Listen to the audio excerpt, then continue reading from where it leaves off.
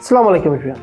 আচ্ছা, আমি যদি আপনাকে প্রশ্ন করি যে আপনার কাছে আইএলটিএস স্পিকিং এর সবথেকে কঠিন পার্ট কোনটা, স্পিকিং পার্ট 1, পার্ট 2 নাকি পার্ট 3, আপনার উত্তর সম্ভবত এটাই হবে যে স্পিকিং পার্ট 2। কারণ কি?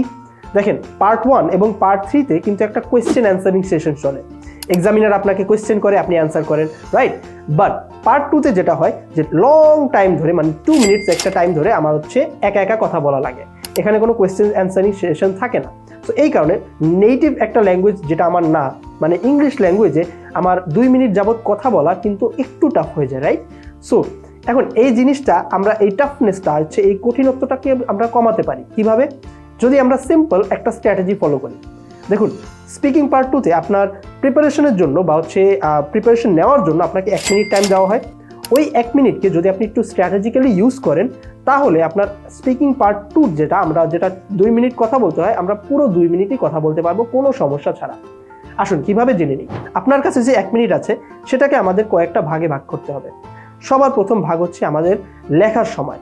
মানে আমি অনেককেই দেখি যে স্পিকিং পার্ট 2 এর জন্য যে 1 মিনিট প্রিপারেশন টাইম দেওয়া হয়, তারা পুরো সময়টা জুড়েই লিখতে থাকে। এখন দেখেন, আপনি চিন্তা করেন 1 মিনিট টাইম পুরোটা জুড়ে যদি আপনি লেখেন, আদৌ কি কোনো লাভ হচ্ছে?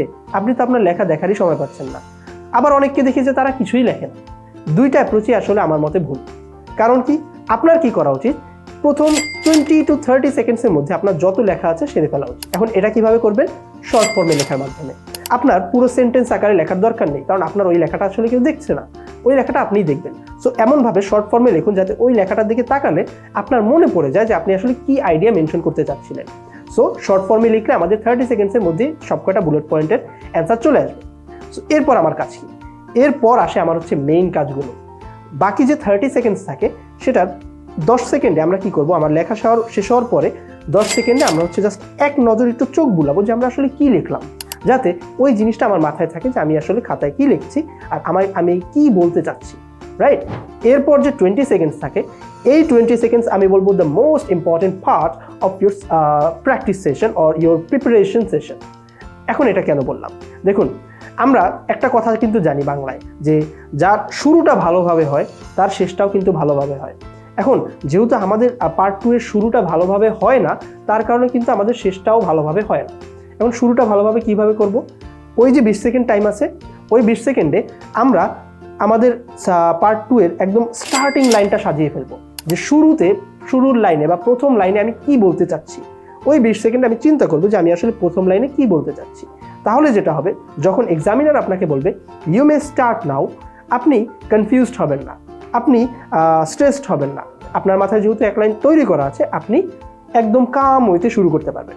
আর যখন আপনি একদম স্মুথ ওয়েতে শুরু করতে পারবেন, আপনার পুরো স্পিকিং পার্ট 2টাই স্মুথলি কভার হবে।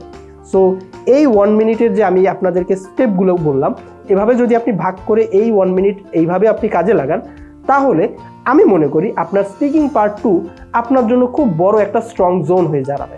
এরকম আরও সুন্দর সুন্দর এডুকেটিভ টিপস পাওয়ার জন্য বা অনেক নতুন নতুন কিছু শেখার জন্য চলে আসুন আজই মিজাজ কেয়ারে। Thank you very much. আসসালামু আলাইকুম।